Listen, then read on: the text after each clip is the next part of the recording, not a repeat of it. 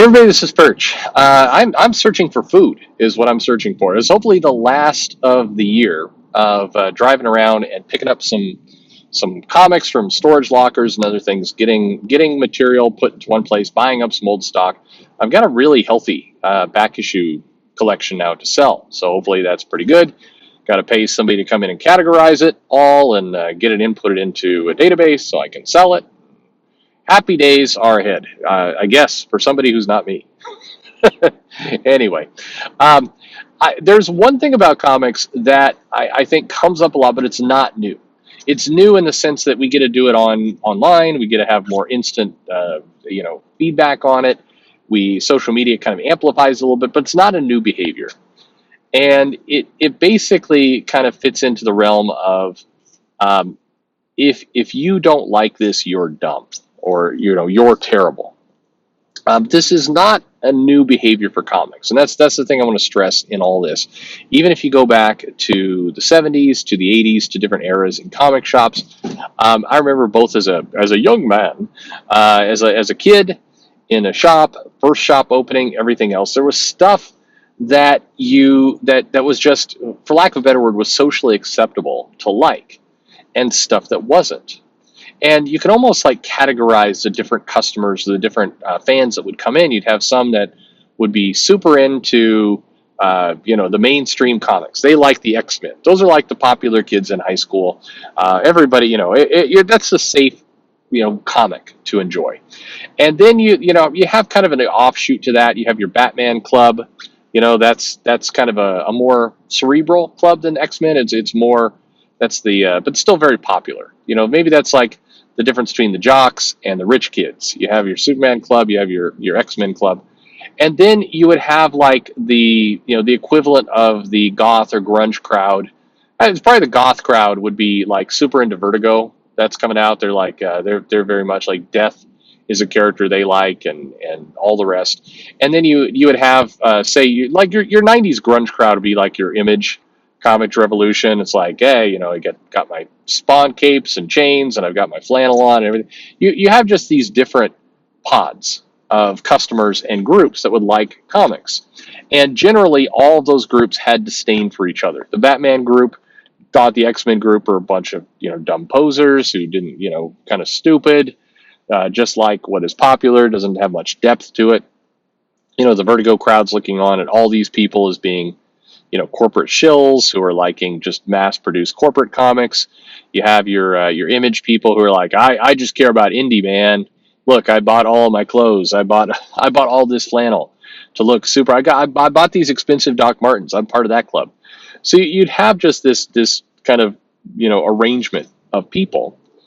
And why I bring this all up is that uh, online, some people will complain about a comic, and I see responses like, "Why do you have to complain about stuff? Why can't you just love all the comics? Why do you have to complain about anything? Why do you have to rant about this? Why do why Bo, you're so easily offended, you little snowflake," kind of that kind of stuff. But this isn't new. This is how people have been behaving around comics, and I'd argue, music fits into all this. I could have done this exact same analogy with music. You could fit all this in easily to pretty much anything. You're always going to have clubs and cliques and kind of how it breaks down.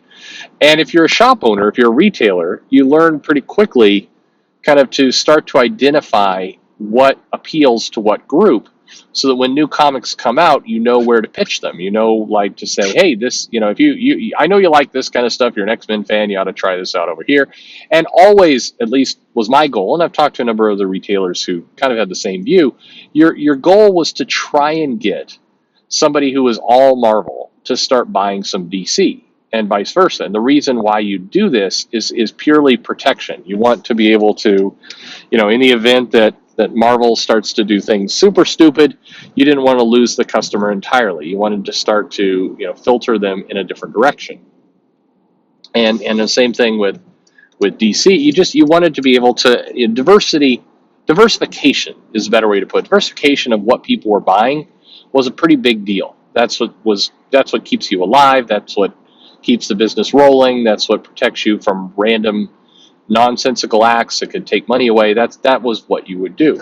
But one of the things you had to fight about was this, preset notion that people had that things that they didn't like were stupid, and only idiots would read that kind of stuff, and that was that. This is like I said, this is not a new problem. So when I see it cropping up today in how people talk on message boards or in comments or wherever it happens to be, like, you're dumb for liking that comic, or only idiots like that comic, or whatever it happens to be, it always, it makes me like chuckle and cringe simultaneously. The chuckling part is just that it's like some things never change. The more they change, the more they stay the same.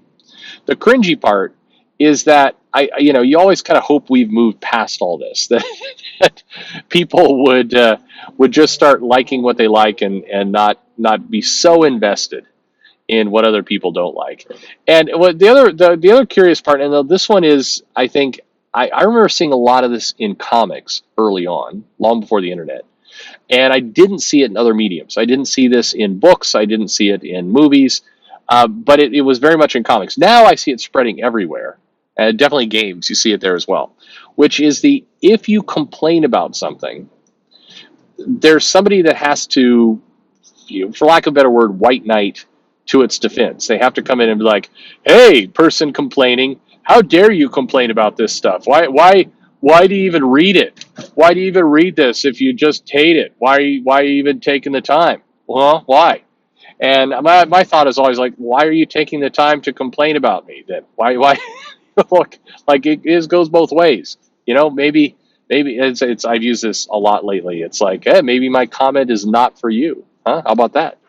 How about we both of us can play this stupid childish game? How about that?